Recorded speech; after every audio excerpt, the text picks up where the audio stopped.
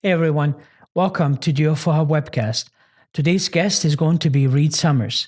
I will be talking to him about Allies of Humanity, which is a body of work that was started by his father, Marshall Summers, back in the late 70s. And as always, I'm going to let the guests get into the background information, so let's get to it. Welcome, Reed. Thanks for being on. How are you? Good. Thank you for having me. Well, so I'm glad we're able to connect. I know it's been several months now that we've been trying to figure out a date and time. So I'm glad today is the day. So as usual, I would like to just ask you if you can go a little bit into your background information. Yeah, sure. Well, for the last 10 years, I've been working with my father, Marshall Vion Summers, on presenting a very new perspective regarding contact, who is in our world, what they're doing, and why, and a preparation for contact that everyone and anyone can use and bring into their life to help them prepare for what probably is the biggest event in human history, which is contact with non-human intelligent life in the universe. So Reed, initially the books Allies of Humanity. There's 4 volumes, correct? Correct. Yeah. So in 1997, my father received the first set of briefings from a group of observers, extraterrestrial observers, who came to the vicinity of the Earth to observe the alien intervention underway in our world and report on its activities. And these individuals called themselves the Allies of Humanity. And in 1997, they gave their first set of briefings, and then that was followed by 3 more sets of briefings. And so there are now 4 books from the Allies of Humanity, which detail in great depth the activities of those visiting our world, who have been present in our world for over 60 years, and what their agenda is, how they're accomplishing that agenda, and where we stand as the native peoples facing that. Well, Reed, I'd love to get into some of that with you. First want to ask you more about you. When you first started working with your father, is that something that you felt inclined to do, or how did that come about? You said, what, 10 years ago? Yeah, it was, kind of mysterious. Well, and not. I am Marshall's son, so Marshall was doing this for many, many years, all throughout my childhood, receiving this communication, presenting at forums like MUFON, and doing numerous radio interviews, and trying to educate people about the gravity of contact and what we need to be doing about it. So I grew up in that, and I saw my father doing that work, and that, I think, that moved me, though I didn't know it moved me, or it inspired me, though I wasn't aware of that inspiration for many years. So I went off, and I was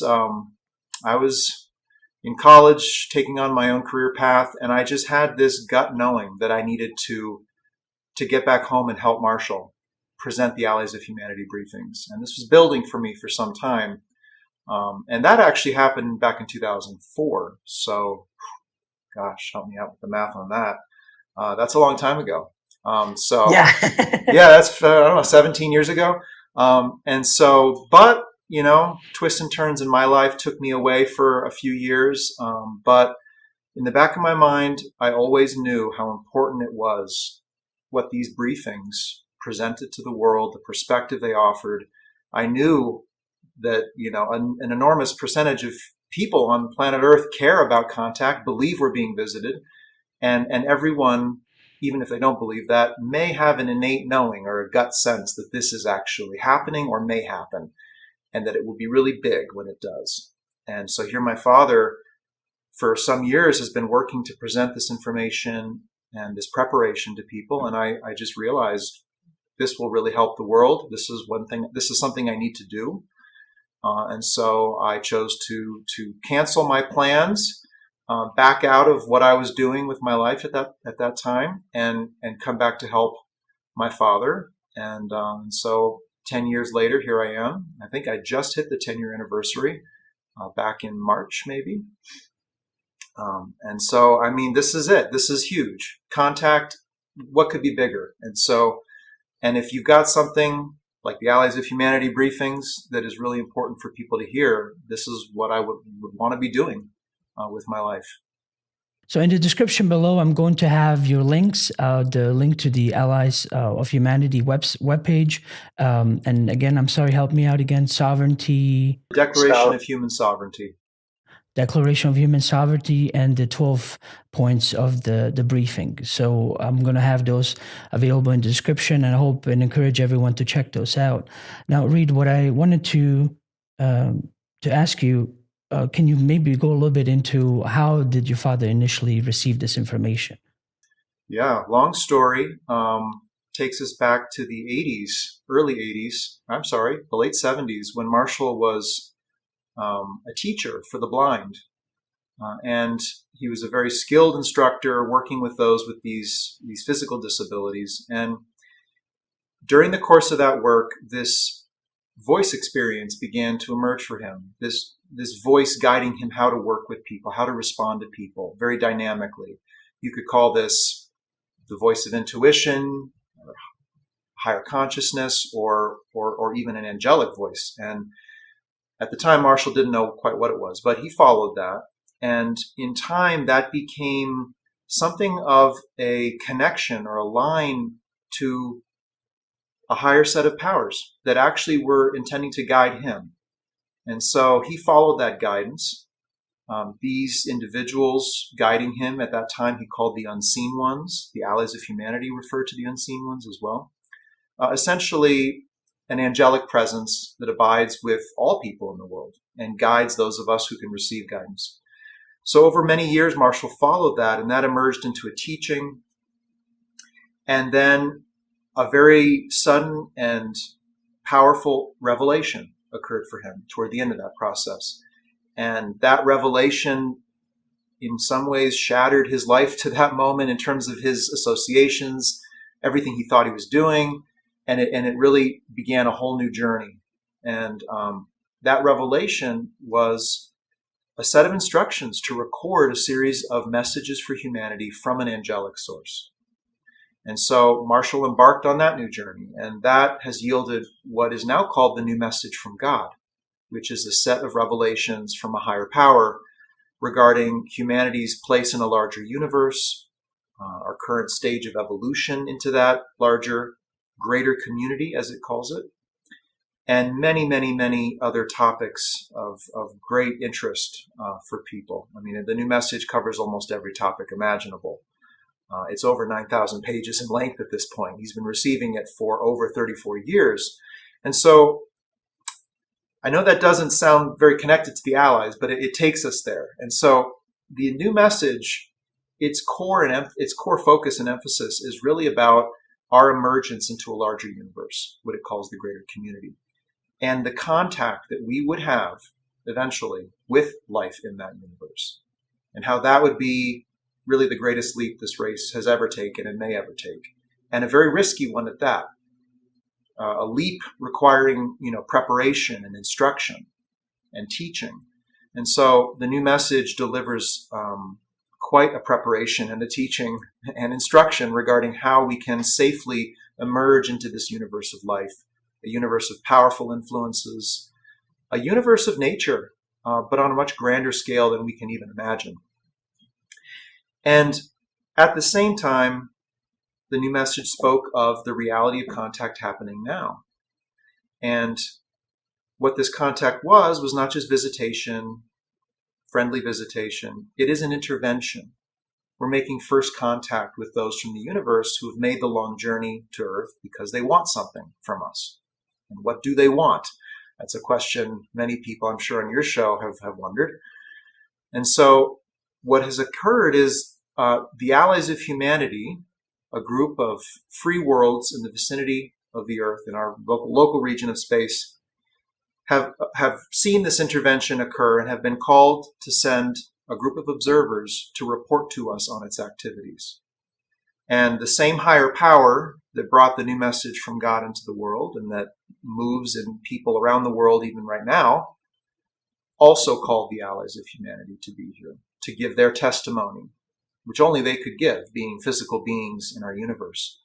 And so in 1997, probably 15 years after the New Message was began to be received by Marshall, the Allies came with their first set of briefings. How he receives this, going back to your initial question, it is a communication delivered over a spiritual channel without interference or the potential for mechanical or mechanical interference by any force. That's how the Allies describe it. For Marshall, he enters a state of connection. The Allies come into his space, and the voice just flows right through him, and their message is recorded and transcribed word for word, and that's what you see in the Allies briefings. And so I've heard of the Allies of Humanity several years back, and it's quite a bit different than the normal messages that some of the people want to convey, and it's all about love and light, and let's all just kind of come together in peace and all of that. But I had a feeling that Allies of Humanity just has like a little bit of a tone of just caution, to not just be too free willy-nilly. Am I correct in that assumption? Yeah, no, you are. I mean, the Allies describe contact as an event of nature. It's yes, we are spiritual beings in a spiritual universe. Yes, love is maybe the greatest power and we must follow it, but this is an event of nature. We're making contact with physical beings coming to our planet of origin, undertaking numerous clandestine activities, many of which, if not all of which, do not signal a beneficial intent. Let's just say that, and may signal a negative intent. And so we need to engage with that very seriously and soberly, and not confuse levels of reality, spirituality, physical reality. This is an event of nature. And when we go back into the history of our world, look at the native peoples, North America, South America, Southeast Asia, Japan, elsewhere, when they made first contact with other peoples, it was often with resource explorers, predatory groups of individuals coming to take something that the natives had or to exploit something if possible. And so that is borne out time and time again in our natural history, or our human history, I should say. So the Allies counsel us to be very cautious as we step into the universe and not make big assumptions, not expect salvation, not expect the fulfillment of our religious prophecies, but to start with really the first question, which is we're being visited by physical beings with technological powers far beyond our own. Who are they? What are they doing? What do they want? Those are the first questions. And so they advise us to start there. But what you're saying, Adnan, and I agree, is, in this field of study and inquiry, people jump to wild associations with extraterrestrial life, saying they're here to save us, they're enlightened, they've transcended the need for conflict, just so many assumptions that are quite dangerous if we allow them to take us down the road of contact. Do they reveal specifically which different groups have more of that ill intent, and also then at this or the other side of the coin, which groups are more here to interact with us on a peaceful level?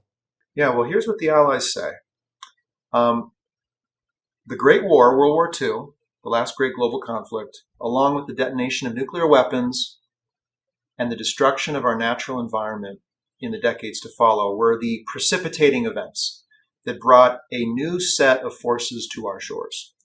Before that, yes, there was ancient contact. There were neighbors visiting to observe, other races coming to maybe take some biological resources for experimentation, efforts to educate the locals, and a variety of, scattered attempts to engage with humanity.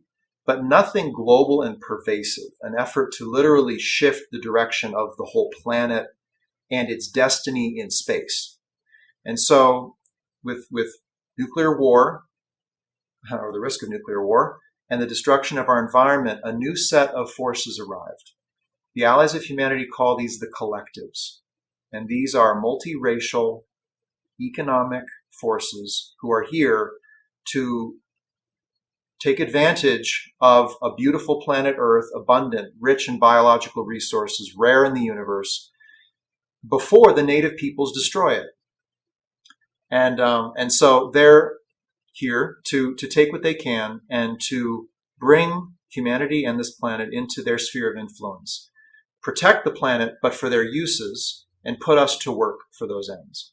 So that's who's here now. The allies do say that, yes, there are other friendly races in our vicinity of space. We do have neighbors who are neutral, but these groups have pulled out of the planet or of planet Earth or this, of our environment so that we could have an unambiguous situation to respond to.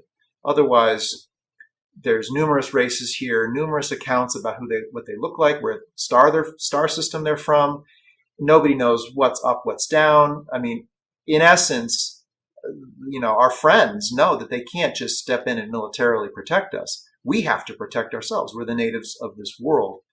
And so they have pulled out largely so that humanity could have an unambiguous situation and deal with that. And then that would hopefully prepare us for beneficial contact down the road. So, a lot of times when, just taking the human point of view and our imagination regarding first contact, a lot of times it's betrayed that these different races have advanced technology that sometimes we can't even match. And of course, with Independence Day, if we do some adaptation, we can. When you said for us to protect ourselves, would that be even a chance on our end, or are we talking about some technology that was provided by some of the good guys to kind of help us out in case it's needed? Well, the allies of humanity say that technology is not what's going to protect us. The collectives are so far beyond us technologically. Have they given things or sold things to certain entities and certain governments? I'm sure they have. Those are not game-changing pieces of technology regarding intervention. Those might be trinkets from space, very, very profitable for us here, but not that important to them up there.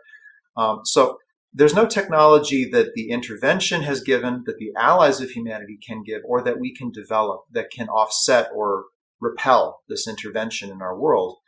What the allies call for us to do is to become aware that contact is underway and that it is with forces of a negative intent who are here for the resources of this world, to claim the world and its strategic position, which they do talk about, and then to bring us into their sphere of influence and their network, so to speak.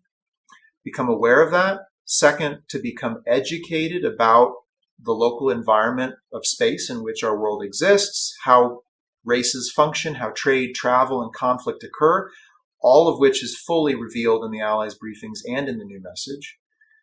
And then with that education, take action. And now we can talk about what would that action be that we could effectively do to repel this intervention. Please do. Yeah, well, what the allies of humanity, say is it's not picking up arms. It's not maybe what we think it is. And that's because of the nature of the intervention itself. The intervention is not a military force. It's not an invasion that we can see with our eyes. It is a pervasive form of influence being cast upon us in the mental environment, in the psychological space. And so the intervention is a small group with the power to influence thought and emotion, to steer people's will and intention and their actions that stem from that. And so what the allies call for is for us to connect to the spiritual intelligence that we all carry, that we've all felt at various times in our lives, that can guide us to what we specifically need to do personally in our lives in general, but also in response to the intervention, but also this spiritual mind that can protect us mentally. Because this is the one part of us that cannot be manipulated by any force, even a force with unbelievable or unreal powers to affect thought by other beings. So the new message calls this spiritual force knowledge, and the allies of humanity refer to this as well. It's the universal spiritual mind that all sentient life has. And it is by rooting ourselves in that our minds can be protected, that we can educate ourselves and take intelligent action, which most certainly must extend into becoming vocal advocates for human freedom, for the preservation of the environment, for not subjugating to any power, foreign power, and to deny and resist all their promises of peace, technology, salvation that they're making around the world in all countries, all traditions. The intervention has their tentacles everywhere. And so the work to repel that must go on everywhere. But it has to be rooted in something that's not just fear or anger, just very reactive. It has to be rooted in something that is deep and powerful and confident and innately human that can actually help us win the long game here. Because we can try to win the short game, but we're dealing with something of orders beyond in terms of their technological power and their mental power. And this won't be the last intervention. Even if we repel this one, there will be more. I mean, it's the unstoppable process that begins when a young world steps out into the cosmos, makes first contact, which becomes second, third, and fourth, and fifth contact. So more intervention is coming. So we need something to help us win the long game. And the power of spirit. Look at what it does already in the world, all over the world. I mean, I think we all know it's not just a philosophy or a plan or a playbook of strategic actions that's going to fix the climate crisis, that's going to get us out of the COVID crisis, that's going to heal the divisions between nations in this world, that's going to temper the problem of religious extremism in the world. I mean, it's got to be something more and deeper. And that's why the Allies have given what they have, and that's why the new message from God is in the world. It takes a powerful medicine from a higher power to cure an illness like this. Well, that brings me... Yeah. Go ahead. Oh, I'm sorry to interrupt. I was just going to say, that brings me to two questions. I figured I'll ask this one first. So are you saying that if we simply would kind of stand our own ground and say, this is not what we wish as a society, that they would respect that and not necessarily take physical force? They may not respect it. I don't think they respect us. The Allies have said that those visiting our world now view us like we view cattle. Okay? Not equal beings at all, and only interested in us if we're useful to them. So we are a resource to them. So it's a strange thing to be dealing with beings that don't value our basic right to exist, that don't value our intelligence, our individuality. It's very strange, but that's what it is. But going back to your question, Adnan, I'm sorry, I forgot what it was. I was just going to say regarding, because I know you were saying they don't necessarily respect us, but because I was saying, would they respect our decision to not want to interact with them and not take any physical action? Since obviously we wouldn't be able to resist that. Right. Yeah. Well, they are a small force, and they need our acceptance and our participation, our willing participation. So if we become unwilling, then we are not fertile ground for what they're trying to achieve. So they wouldn't have the power to retaliate. They wouldn't have the power to cause destruction as a result of our rejection of their presence here. They would have to retreat. And so part of what they're trying to engender is our belief that they need to be here, that they have a right to be here. And because if we want them here, then all avenues open to them. If we do not want them here, all avenues start to close for them. Add to this that the Allies say that in our local region of space, conquest is not allowed, that the native race has to be willing for those visiting to be there. They have to be participants. And so if we vocally reject their presence here, if we say what's happening is not okay, human abductions are not okay, animal mutilations are not okay, tinkering with our militaries and making secret agreements with certain governments is not okay. If we start speaking out against that, then channels begin to close for them rapidly. And in time, if enough people speak up, there are forces beyond our world who will put a stop to the intervention completely. Yeah, that was my second question then, regarding what kind of influence are we talking about? So forgive me, I don't wish to make this political, and this is just my opinion. But having been in the US for a while and being, involved with a lot of different things, for me, a lot of times the way I go about finding truth is first I have this gut feeling, and then I follow it up with research. And so it just seems there's a lot going on, like almost like a very much like a script that's been written out that everybody's following just in the past couple of years regarding COVID and all these other things. And so would something like that be kind of the work of those hidden forces? Or, can you maybe speak on that?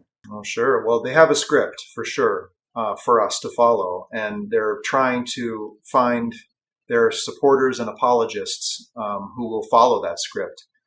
And so they're advocating for our acquiescence to higher power, whatever that is, even if it's God, even if it's an ancient prophet or Messiah, or if it's extraterrestrial. They're advocating for us to engage in conflict with one another, to make one another the problem so that they can be the saving solution. They're trying to encourage people to remain distracted with their own preoccupations, their own lives, their own interests, their own happiness. And they are directly influencing those thoughts and emotions that support that. They have what the Allies call the pacification program, which is a program projected in the mental environment, people being influenced to think certain things, to respond certain ways, especially in large population centers in the world. And that is well underway and has been for some decades. More recent events, I can't say. I can't say how COVID plays in to what the intervention is doing. My sense is that this is a naturally emerging virus. The risk of pandemic has been around for a long time. We have pandemics. We have had one, frequently in the last 10, 20, 30 years. They just haven't been this potent and widespread. The intervention will use that. They'll use everything and anything. And so anything we present to them as a source of conflict or disagreement, disassociation from one another, distrust of one another in our leadership institutions, they'll use it all.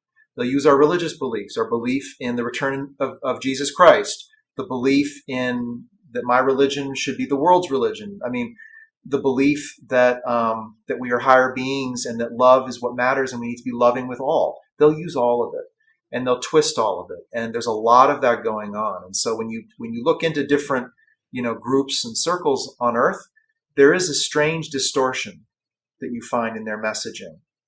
It's pacifying. It's acquiescing. It takes power away from the individual.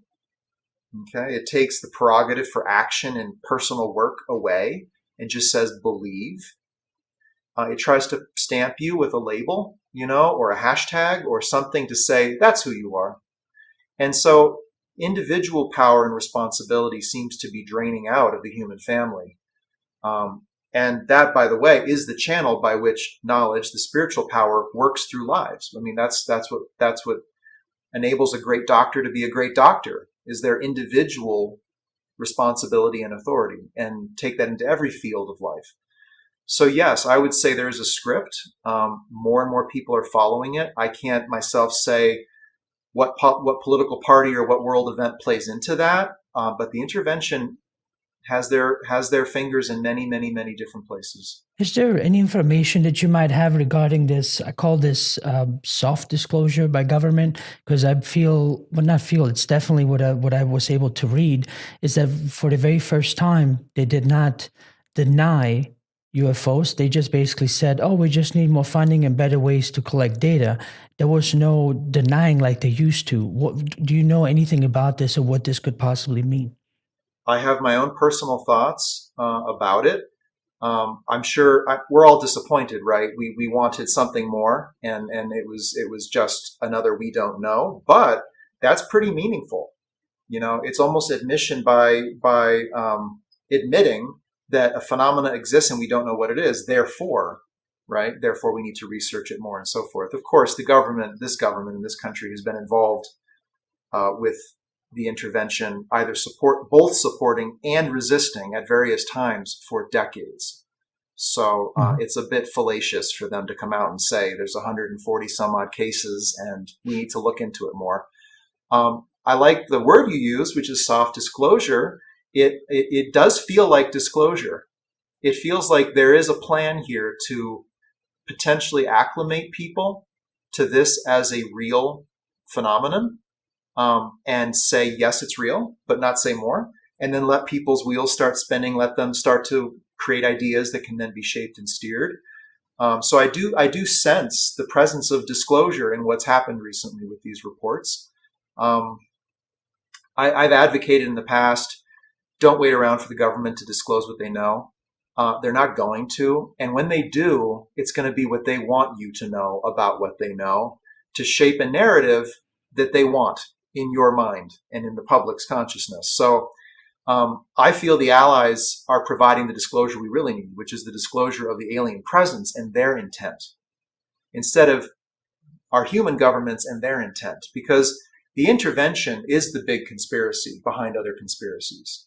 There are many true, authentic conspiracies at work in the world, but the big one, the mother of them all, is the presence of powerful extraterrestrial forces in our world who are here with an agenda, working through governments, religions, commercial institutions, who are then spurring on their own, attempts to capitalize on this, perhaps, or to work with the alien presence. So what we need is the disclosure of the ET presence. Who are they? What are they doing? What is their end game? What are they attempting to achieve? That's the conversation that the ET presence does not want us to have. That's the forbidden conversation right there. It's all being steered now towards, conspiracy about human government and institutions, distrusting essentially our leaders and one another. And so I'm very wary of getting too deep into all of that, knowing that behind all of that is the real actor. And we can pick fights with one another till the cows come home, but there is an invader in our world. Or put more intimately, there is an intruder in your house. It's 10 p.m., the front door is open, and there's somebody in your house, and your kids are trying to go to bed down the hall, 2 doors down, and you're trying to go to bed upstairs, and something's telling you something's not right here. And that's the reality of an intruder in the house. So until we deal with the intruder, I'm not sure I want to, pick fights and get into all of that other stuff, because I don't think we can resolve it. So I kind of have a two-part again regarding because it's so many things you bring up that kind of always makes spurs so many other questions to go into. So just to cover them so I don't forget them myself.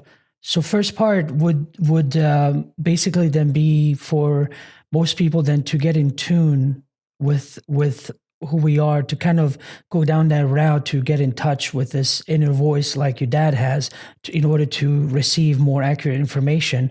And then two, most people have not even had any context. I mean, as in my experience, as much information as we have out there and as much as you've talked about and I've covered in the show, the vast majority of people still are not into this very much at all. And so, to ask somebody to fight something that they don't even know they need to fight would be kind of very difficult and counterproductive trying to convince everyone.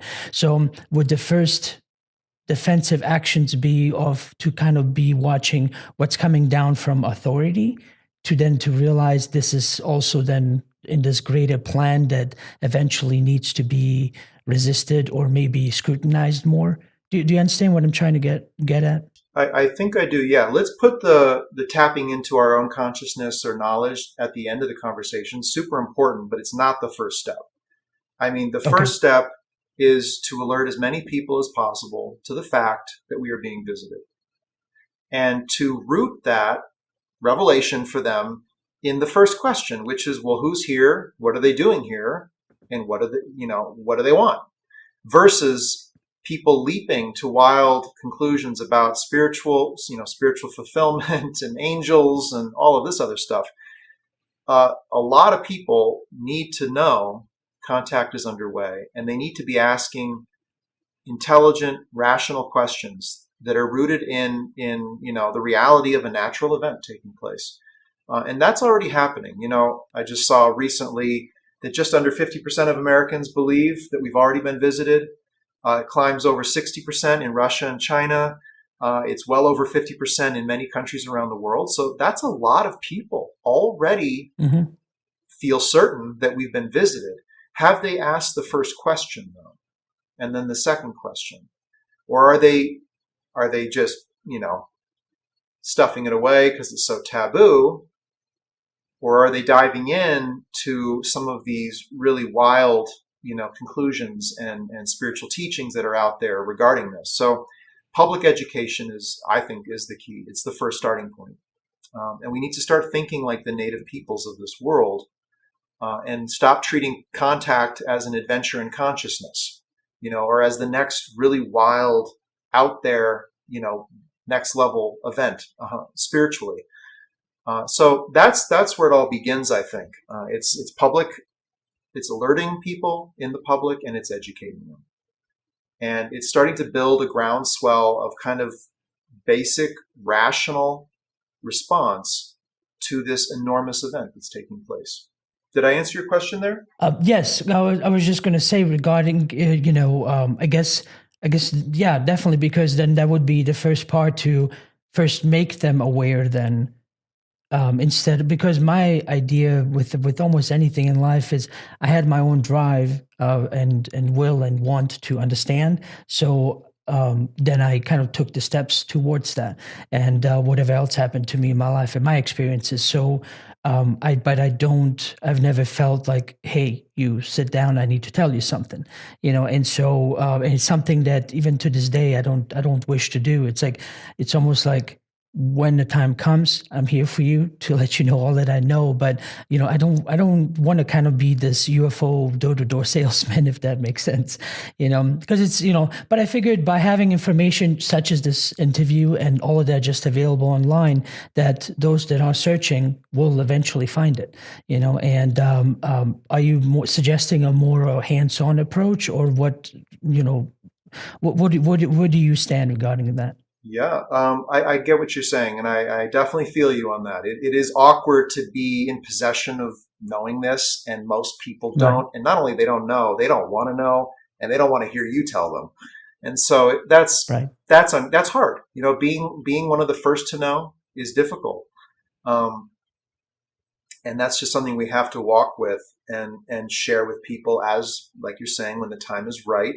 I do think the time is now to get pretty hands-on with this. There are many people who are very hands-on regarding government disclosure and demanding that, and I think that's okay, because we do deserve the truth, and we're not being given it. I would advocate redirecting that frustration and that need to know and that need to reveal upon the alien presence itself, and realize that the whole space has been poisoned with all sorts of false narratives, false conspiracies, a smokescreen of competing messaging from the intervention that's making it really hard, if not impossible, for the average person to step into this and come to see it for what it is. It's very hard to see this for what it is, even when it's so basically simple. We're making first contact with extraterrestrial races. They're here for what they want. They have an agenda. Like, how can that be so hard? Well, it is. That's a problem. I think we need to get very hands-on with that. And I think with the recent events taking place in terms of soft disclosure and public messaging on this, millions of people are coming into this field of inquiry regarding contact who maybe thought about it or had an interest in it, but now they want to know what's going on. But is it possible for them to know what's going on? Right. Well, actually, that brings me back then to the first question that I had, because once they ask themselves the first and second question, they would then, if they proceed, they would, be obviously looking for information in the traditional way that we've always had, which is books, videos, other resources. And anyone that's been into, ufology for any given amount of time, they'll know that, there's thousands different perspectives. And so, That's why I was asking initially, in order to kind of discern between friend or foe, and really have a solid base of how do you determine good information versus bad information. Would that be part of the steps to get in touch, with your inner self and whatever else is out there that can guide you to know the proper information, the right information, as opposed to something that's deceiving? Because I mean, that's how we kind of getting ourselves in trouble all the time now. We call that fake news, but who's deciding what's fake news?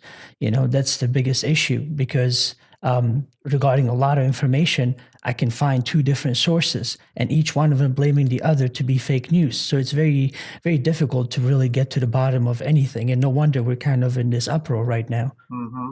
Totally. And this is where knowledge comes in. I mean, we can't take that out of the conversation. You said yourself, Adnan, that you become aware of something and then you have a gut feeling or a gut sense, and then you research, you dive in. But it starts with that gut sense. That's knowledge. That is a spiritual mind, an intelligence that wants to steer you and me and everyone in a specific direction that's unique to us, so that we can play our part in life and hopefully be of service to humankind in a way that's relevant in the modern world. So a lot of people are feeling knowledge when they think about contact and when they look at this. But again, it's so polluted. So I think an emphasis on discerning the truth is really important. I have my own rubric for discerning the truth in a purported alien message, one of which is the Allies of Humanity briefings. There are many, many, many others, but there are some proofs that you can apply, and these are reasonable proofs and requirements that something be at least plausible, and then maybe true. But at the basic level, it's seeing and knowing at this deeper level. And can we do that? So I wanted to ask you, with the aspect of the allies of humanity, do they say that there's also other races that are not necessarily working with them but have kind of a similar goal, or are you saying the allies of humanity are the only ones that are reaching through to give the information to say, hey, watch out, there's more going on than what you can see? Sure, they don't rule out that there might be others who would try to reach us for a beneficial purpose. They just say that they represent the association of free worlds in our immediate vicinity, who were called to be the allies of humanity. Could there be other messages in the future? Absolutely, there could. In the end, all these races can do is advise. I mean, we're talking about a handful of individuals, not an armada of ships and craft. And so all they can do is advise and call upon us to claim the authority to be the native peoples and to take the action we have to take. That, in the end, is what must happen. How it happens, who inspires it to happen, it's almost like, well, it just needs to happen. I think the allies themselves and their message is an important part of that, is an important spark in that process of waking up to the fact that, we are being discovered on a beautiful planet that is desired by others, that we are destroying in front of their eyes, and that they want and that they're here to take. That is the fundamental awareness that a large number of people in the world need to have who don't yet have. So I feel like that's a mission right there, to wake more people up to that. What needs to happen after that? It's many, many actions by many, many people, and knowledge will be a key part of that. I mean, you're doing what you're doing because you have a gut sense that you should do this. It's not easy doing this, to have a YouTube channel and record these and post-produce video and, spread this message, and open up all these discussions. It's not easy. But, I'm sure you have a sense that this is really important and must be continued. And I do as well. So this is, knowledge. Right. Well, have they revealed basically what kind of some of their physical traits are, the allies of humanity? Do they look similar to us? Would they truly be alien to us? Do you have any information on that? They don't reveal their origin. their planets of origin, the names of their races, their individual names, their morphology, their physiology, or any of that. In part because we love that down here, right? Everyone just loves to create, a pantheon of extraterrestrials visiting us and how they're all different, where they're from. It's all, it's not going to help us reconcile what we have to do and what's really going on. So no, in short answer, they do not. Mhm. I think we know a little bit about what the intervention looks like. There's a lot of accounts by abductees and others who have had physical contact with these beings. So Can you we know please some go things over that a little bit, if that's okay? I'm no expert in that, but there are experts in that. David Jacobs comes to mind, and I've had the pleasure to speak with him on several occasions. And so what I know is mostly from the accounts of abductees and researchers like him. Right. So basically, is it mainly because the way the allies of humanity approach this is to just say, hey, watch out, but they don't necessarily say who exactly? Am I correct in assuming that? Yeah, it's you could liken it to a whistleblower, right? If the whistleblower the people have to know what they have to know. It's so bad, it's so pervasive what's happening. So blow the whistle, sound the alarm. The whistleblower will be destroyed should they be discovered. They will be terminated, right? Because the powers that are at work are such that they can do that. That's what the allies say. If we were to give our planets of origin, there would be serious repercussions. If we were to try to mount a defense on your behalf, it would be something akin to war, and there would be great destruction. And that's not how things even happen in life. So they are kind of like whistleblowers, and as such, they don't reveal a whole lot about themselves. We do know a few things about them through the new message side of Marshall's work, but that's not essential to what their message is and the actions that need to be taken. Are there any kind of predictions as to when things might ramp up more to where it would become more obvious that there's more of a hidden hand at play in terms of years? Or is it just kind of keep going, keep searching, and you will get to what you need to know? No, the Allies have not said when this will, when the intervention will announce their presence more broadly, or when certain stages of their plan will come into play. They do say their plan is pretty well advanced. One thing we haven't talked about is the hybridization program, which has been underway for some decades to produce a human leadership that looks and walks and talks like us, but is fundamentally not aligned or allied to us. It's aligned to them. And that's a pretty dark thing to look at, and it's very unfortunate, but that's pretty advanced. And what stage we are in that, where those individuals are in the corridors of power, I cannot say.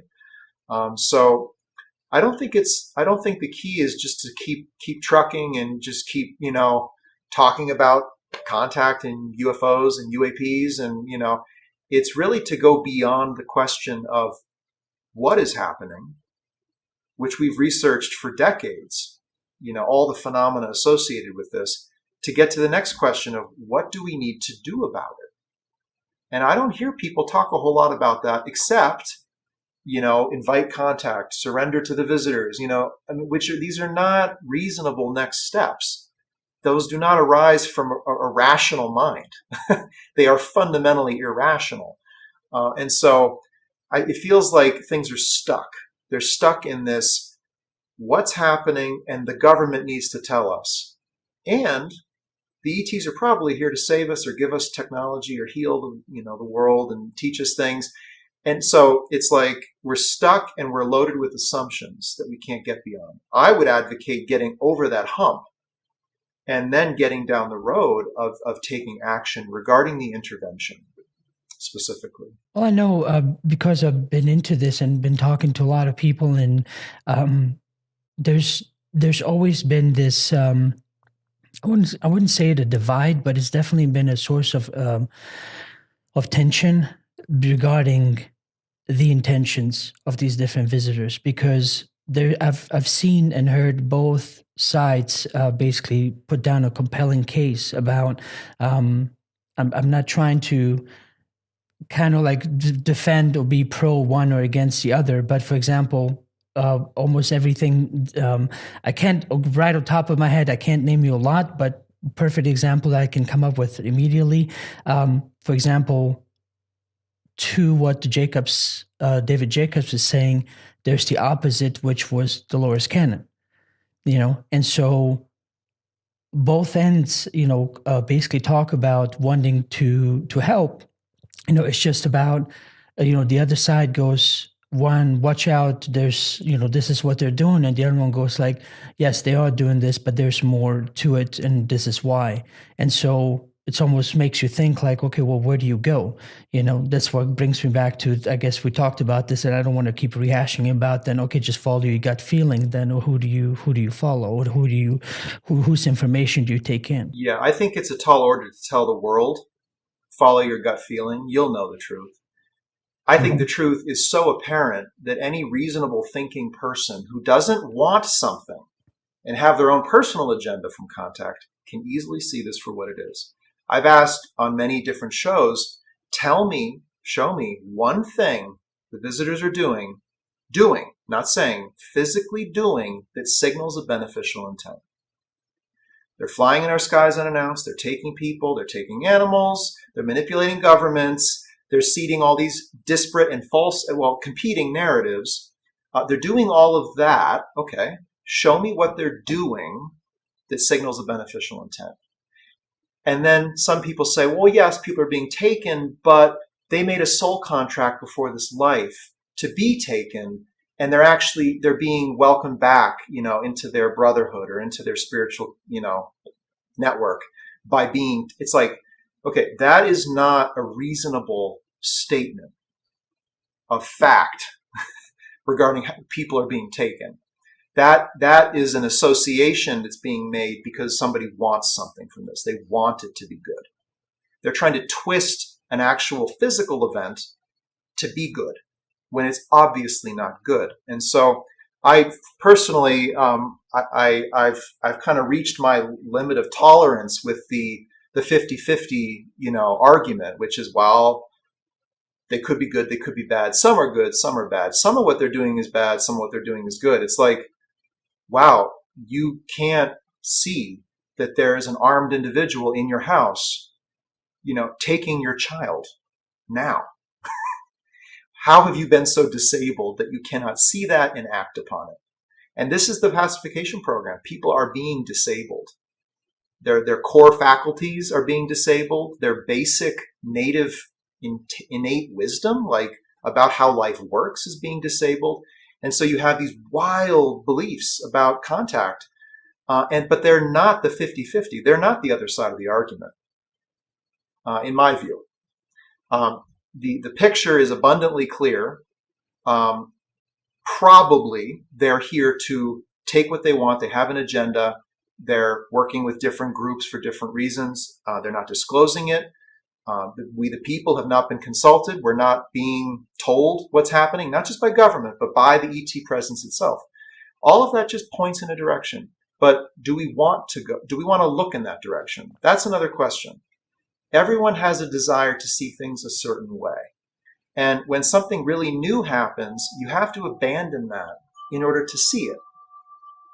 I mean, if a hurricane happens, but you really, really want it to be God, everything that happens is God. God creates everything. Then you're going to call a hurricane God's wrath. And that's really unfortunate. And that is not the logical other side of the coin. That is not the other side of the argument. That is an assumption leading to delusion. And so I feel like that's largely what's taking over for those who have been in this field for a long time, is they want to see it a certain way, or they really don't want to see it a certain way. They don't want to see this as a silent invasion, because that's what it is. Because to see it that way would make you act, right?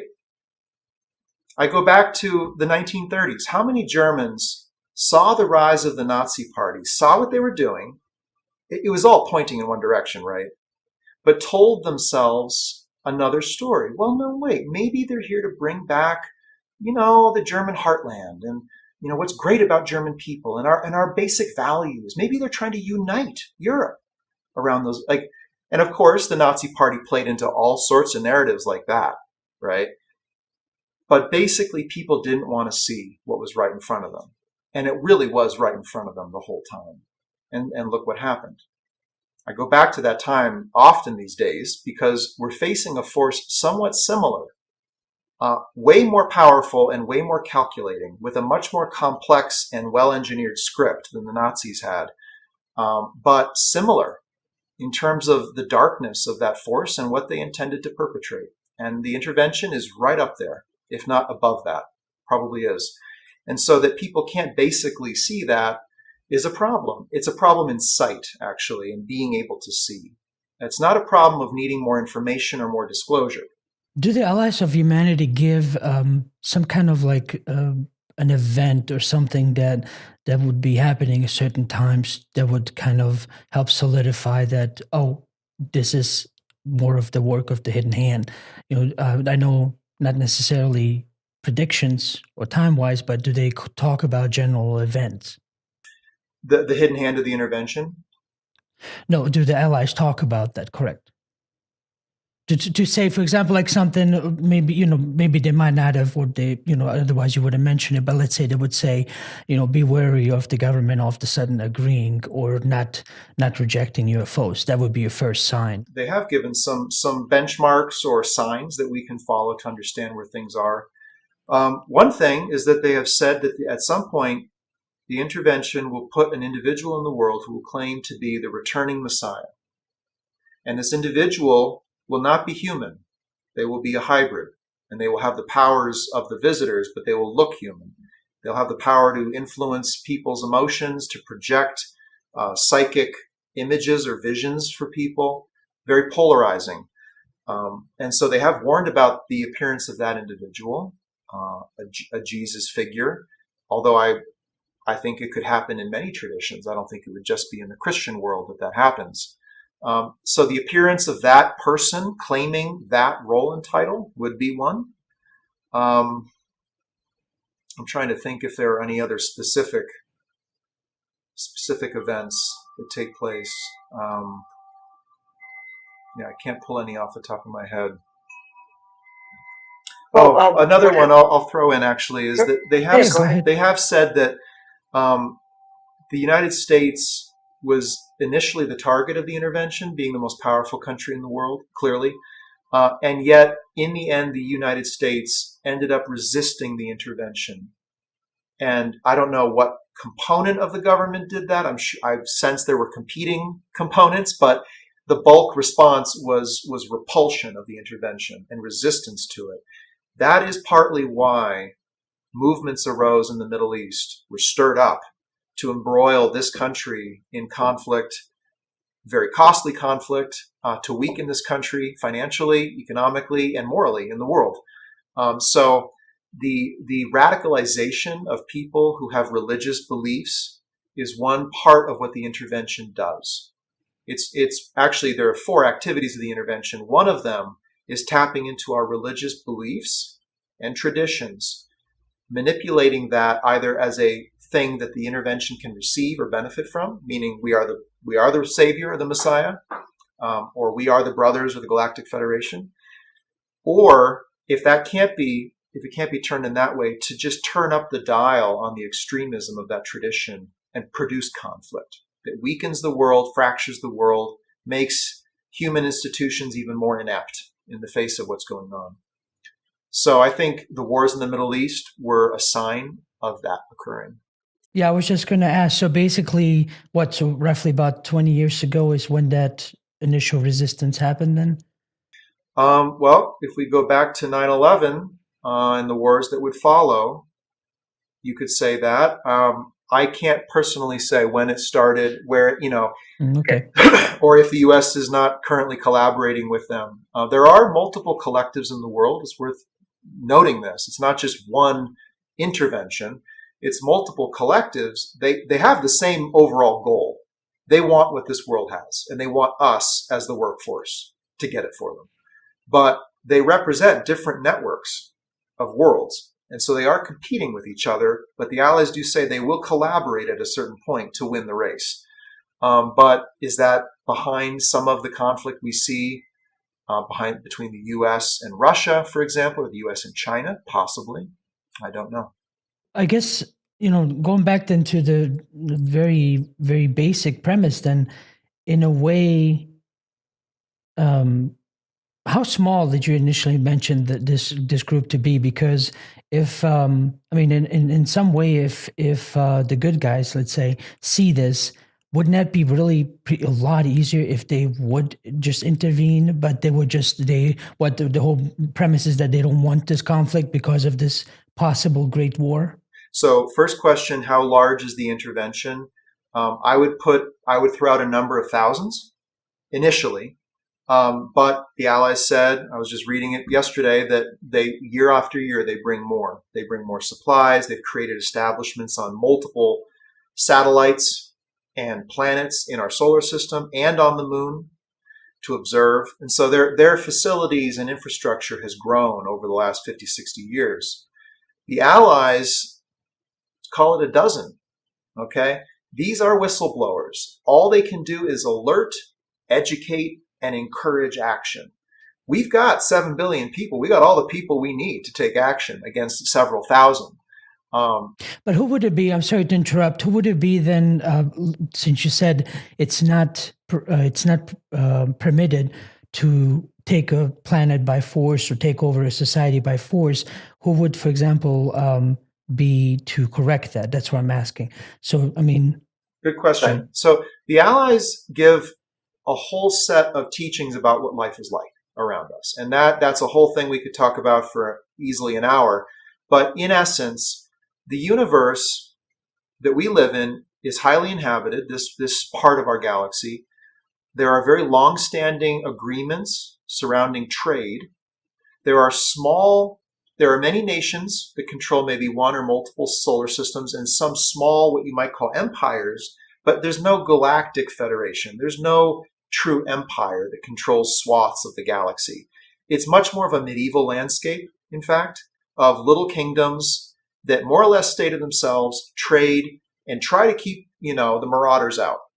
Now, marauders not in terms of, those literally coming to destroy. It's more at economic marauders, those who are coming to weave themselves into your network, to make you dependent on them, to influence you to want what they have, all of that. It's a very mature form of conflict going on out there. But the universe we're in is this environment where there's a lot of life, there's a lot of interaction and trade. There's no great empire or, force controlling everything. What there is, though, is there is an economic council that controls trade and governs how worlds interact for the sake of stability. And they are the ones that preside in this area in which we live. They are the ones who do not permit outright conquest because it would destabilize, things. They do not want war. They do not want destruction. And yet they also acknowledge that there is a certain amount of black market trade that must go on to keep, the wheels turning. And so there's a lot that's allowed. You could say allowed. But they cannot have outright war and conquest. This region of space that we are in has eclipsed that.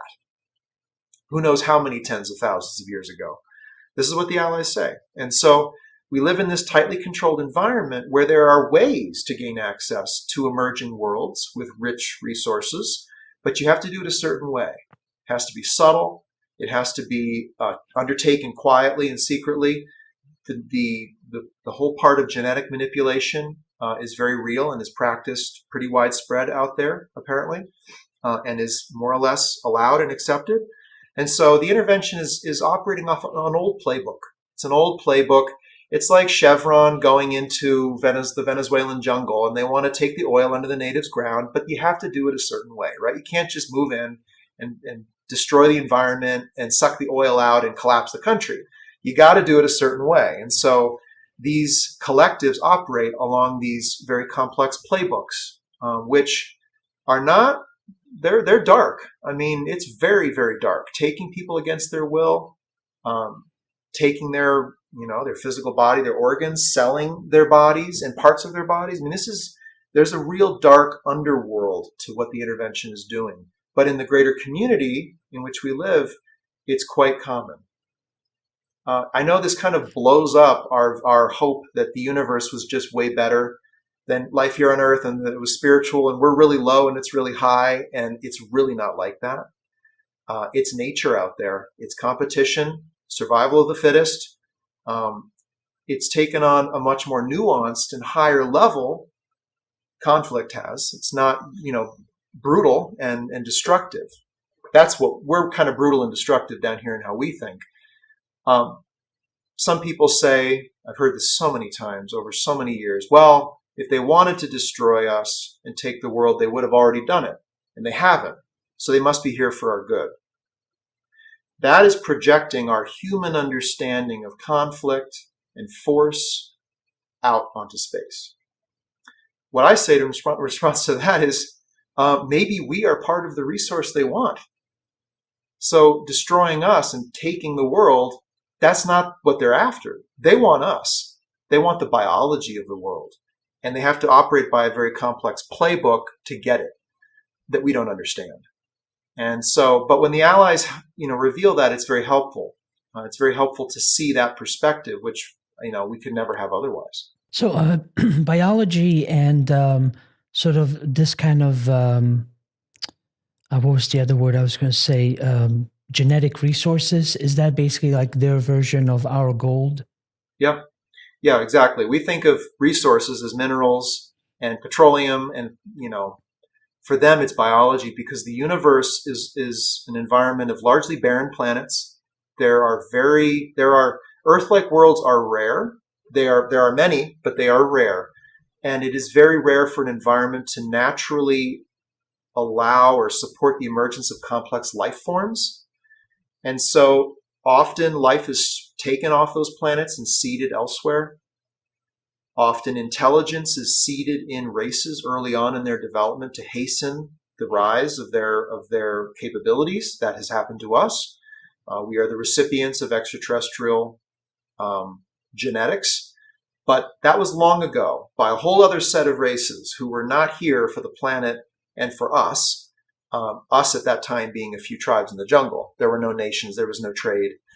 The intervention now is here for the planet, and they're here for us. And they're going to use what we have developed, which is trade, communications, this whole globalized world that we now have, to extract what they want.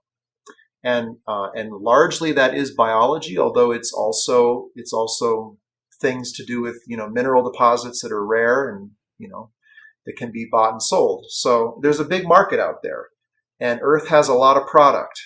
And so we've been found. The Allies do say that this world and this solar system is not largely known of, and that it's actually been kept a secret out there that this place exists. I'm sure because someone at some point had designs. But an important thing to understand that may not make sense initially, why wouldn't they just come down here, either get us out of the way or, work with us, but take what they want? Why wouldn't they just extract what they want from the jungles and from the oceans and just take it and go? Part of it is that the scale of what they want to take is not just a couple plants, like that movie E.T., come into the forest and taking a couple shrubs home. They want a lot more than that. Second, we are part of the biology that they want, right? And so today there are 7 billion of us, all the better. Maybe. And then, and lastly, they want what we've established, this network that we've established in the world. They want to use that because they themselves cannot live here. The biology of this world is both a benefit, but it's a double-edged sword. It's also an environment so complex with so many pathogens that they cannot protect themselves from all of those. They need us. We are adapted. They are not. So they cannot live here. So this world that we now have in 2021, this globalized world, is a key part of what they're after. And this did not exist in 1950 or in 1900 or in 1800 or in 1200.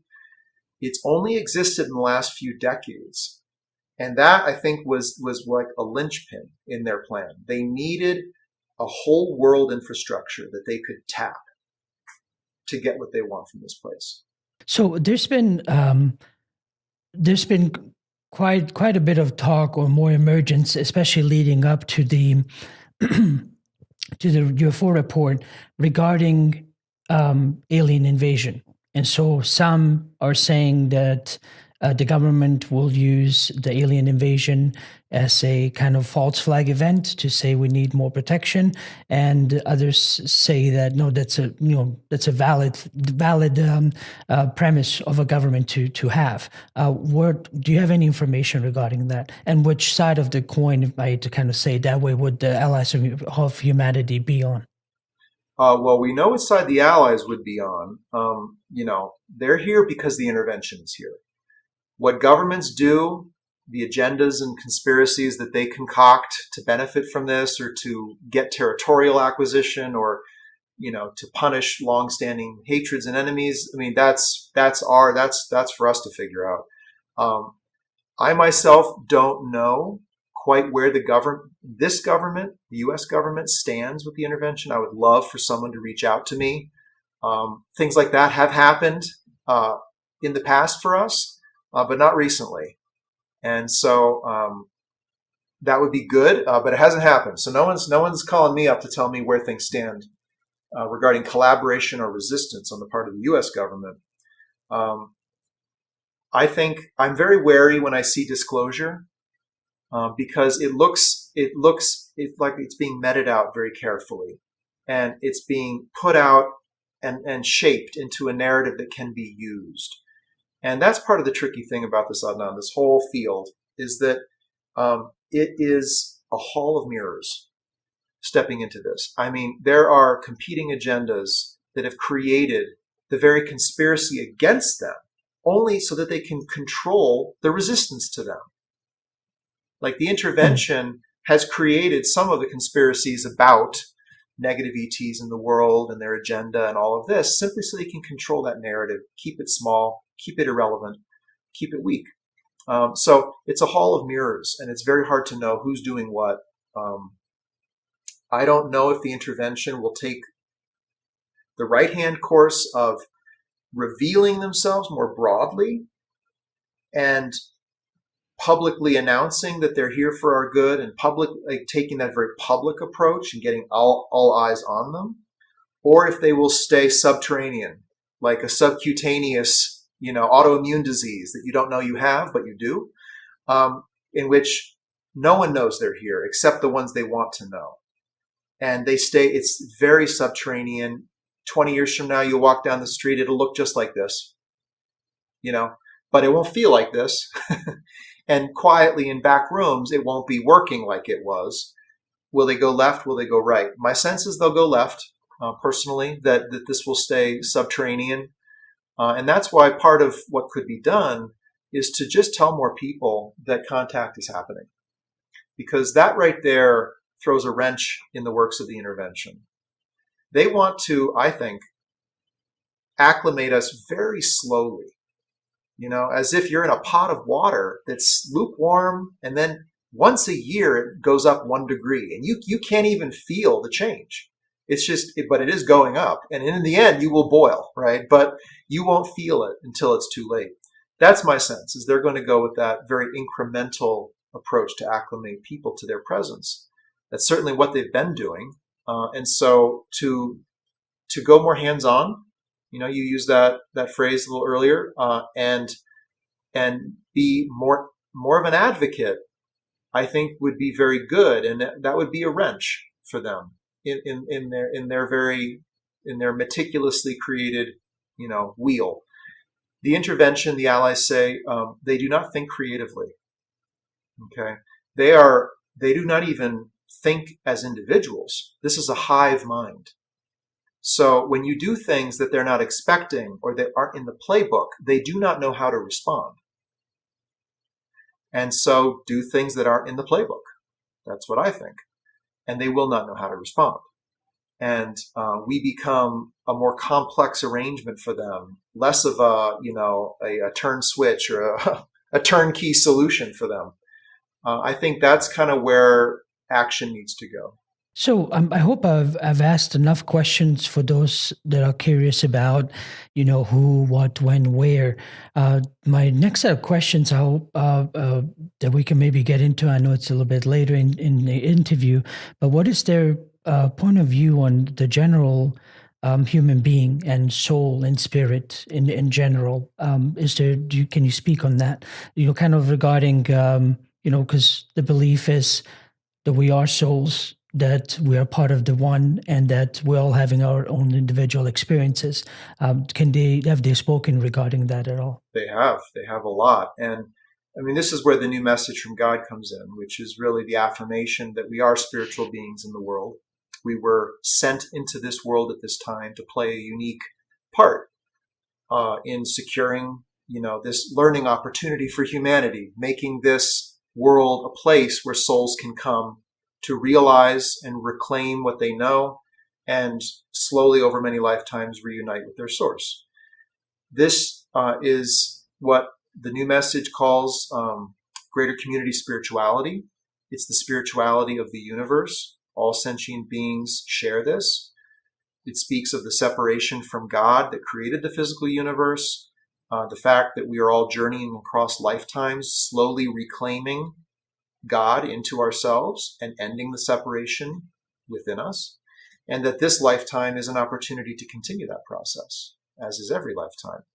So there is a very spiritual and divine aspect to what the allies are doing. I mean, they are literally souls who responded to a calling from knowledge, the spiritual mind within them, to reach out to a young emerging world, to impart their wisdom gained in a very difficult way because their own races had intervention in their worlds. And for some of the allies, they did not resist that intervention enough, and their worlds were almost completely lost. And they were only won back through great struggle and great loss. So there's a lot of conviction that they've been called upon by a higher power to give to us. So there's a process of those who are mature, those who have achieved something, gained something, giving that down to ones who are just emerging, who are young and do not know what they're stepping out into. And that is triggered at this deeper level of knowledge. So there is a soul reality within each of us. The allies honor that and recognize it. In fact, they say that we are actually quite spiritually rich as a race. We judge ourselves a lot down here. We think we're really low and violent and, not worthy of anything godly or beyond, or that we need, someone else to come here and redeem us. Actually, we're spiritually quite rich. We are a disorganized world of 7 billion warring peoples, nations, tribes, but that's slowly changing. We're slowly becoming, a world community with values that we share. And the allies say that that's actually a gift that we have that we could give out into the greater community. That this human race has something to offer, actually, extraterrestrial life that's out there. But to do that, we need to survive the process of first contact. So this intervention, do they say that they would also, obviously not to be outside of this overall creation, that they're also souls doing their part too? Is that the case, or are we talking about more like a creation that's more like AI doing its thing? Great question. Well, no, the intervention is composed of physical life forms, physical sentient beings who also have knowledge, who also have the potential to express this same force of redemption or spiritual nature, whatever you'd like to call it. However, and unfortunately, they are part of worlds and groups in which their individual thinking and cognitive abilities have been genetically bred out of them. So they have lost their ability to think individually. They are part of a hive consciousness. At least the collectives are, these collectives that are, undertaking this intervention. So the allies say they do not honor the soul in you. They do not honor the potential of you individually. They see you as a resource. Therefore, they need to be resisted. However, they do not need to be hated. They are not evil. They are physical beings with the need to survive and claim resources. I mean, this is nature taking place. But they are not aware of what is truly good. They are delusional about what they think is good, and they are doing damage. They are harming other beings, and so they must be resisted. But the universe, as the world is full of the good, the bad, the ugly. I mean, everything, right? It's all out there. But at its core, the universe is a place where redemption is meant to occur. I mean, that's actually the only reason the universe physically exists, is because part of creation before time and space existed needed a place to be separate from the creator of all life. And that gets into the theology of the new message, which is quite deep. There's a book, Greater Community Spirituality, which is free online, which I recommend reading if you want that deep theological dive regarding the universe. But the allies come in the spirit of that. They're very much a part of that process of the good expressing itself in a universe where many are not with the good within themselves. They're acting out of other motives. And yet the good over time grows and it grows. And at the scale of the universe, we're talking billions of years. So that's beyond my capability to even imagine, but it is happening.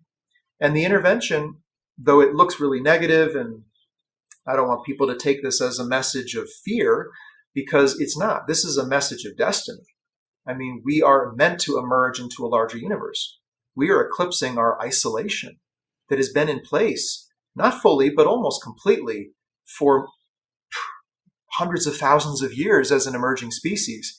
We're making contact with the other 99.999% of what's out there. So this is destiny that this happens.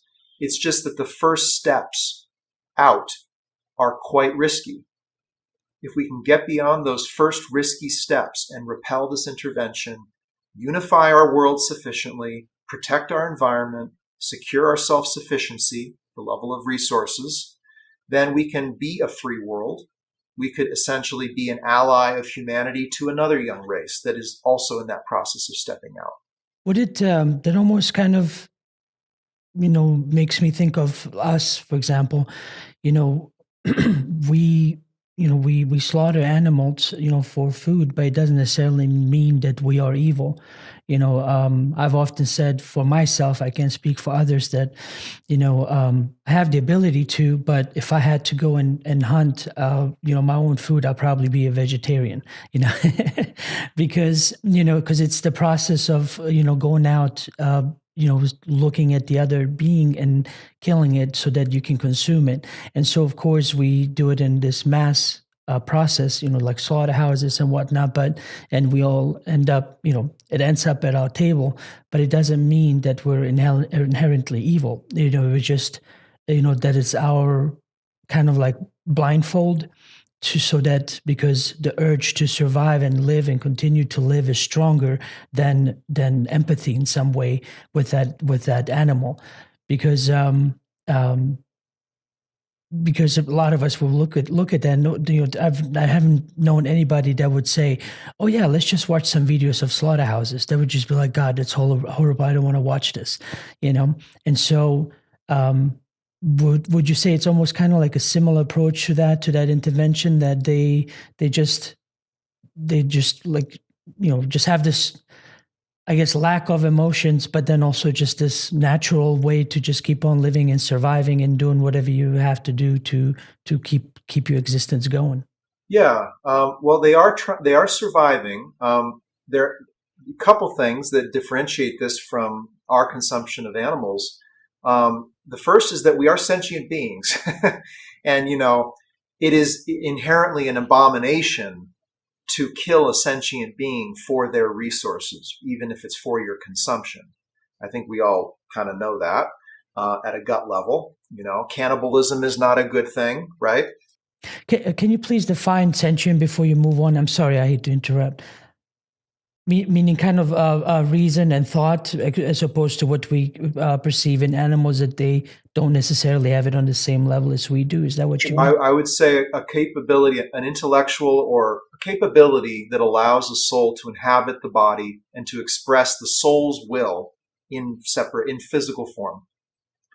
Okay. So yes, I mean, you could commonly call it intelligent race, but we are sentient, so we do possess a soul that is attempting to express itself through this opportunity of life. And so the intervention is killing, taking and killing and terminating those people and taking away their opportunity for life. So that is inherently wrong. And also, they're not consuming us for their survival. They're taking us for their benefit, their expansion, and the fulfillment of their ideals, whatever those may be, whether it's expanding their empire or enriching their customers and their own selves. It's enrichment and expansion. It's not base survival. But yeah, I get what you're asking, and you're making me cringe a little bit thinking of slaughterhouses. And it is, it's a question we all have to ask, which is what are we willing to do to another creature? I think I'm pretty certain I know what I can and cannot do to another being.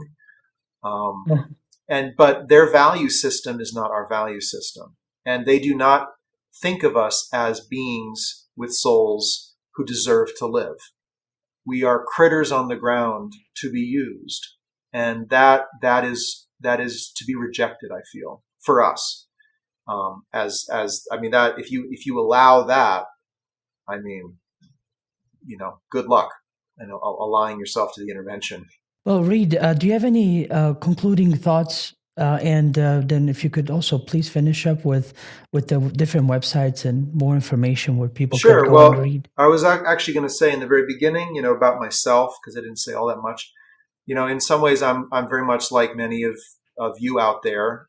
I am connected to the reality of life in the universe, and I know it. And it would be strange to be in the world to not have that connection. It would feel like I'm not me. And so, I'm also seeking to find, what contact means for me and how I'm connected to this. Because I do feel like I was sent into the world to be a part of this in some way. And I think other people feel that. And it's hard to walk around with that. There's very little that affirms that part of your deeper nature.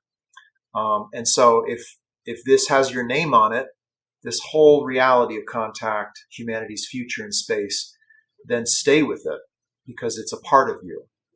And the future needs you. The future needs these few people, these forerunners, to hold this reality, to learn what it means, to respond to it, because eventually all of humanity will be responding to it. And it'll be the acknowledged and accepted norm. But if these few people in the beginning did not see it clearly and respond at the level of knowledge within themselves, there may not be a norm. There may not be a humanity, believe it or not. Enslavement is a real possibility, is what the Allies say. So people who feel this connection are very important. That's all I want to say. And I want to acknowledge them and affirm that what they are knowing is real, and that the truth is there. It's in them. And that knowledge within them will guide them to what they need to find. Great, thank you for that. And if you could, of course, I'm going to have it in the description below, but if you could please go over your websites and the different information that you would like people to see, I would appreciate that. Okay, yeah. So the Allies of Humanity briefings are at alliesofhumanity.org. There are 4 sets of briefings.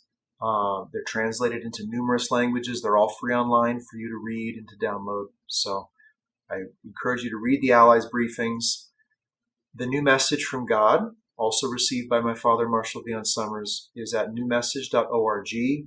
There are hundreds of revelations up there for you to read that are part of this whole picture that's unfolding about the greater community, our emergence into it, and how the knowledge we carry is connected to that.